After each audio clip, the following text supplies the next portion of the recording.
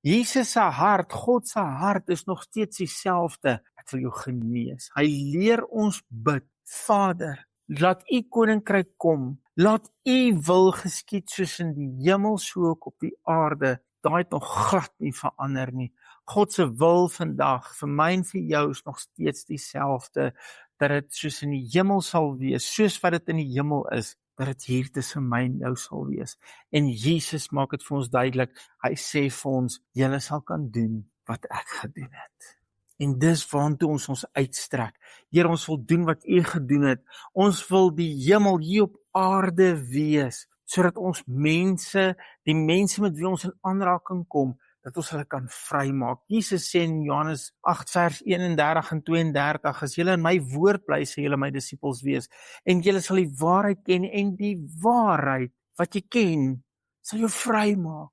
As geliefde disipel van Jesus, as jy vandag nie vry is nie, is daar 'n waarheid van Jesus wat jy nog nie ontdek het. Want hy sê hy sal ons vrymaak. En ek glo nie vir een oomblik dat hierdie vryheid is eers vir ons vir eendag wanneer ons dood is in die hemel nie. Hoekom sal ons dan leer bid, dat u koninkryk kom, dat u wil geskied soos in die hemel, ook so op die aarde?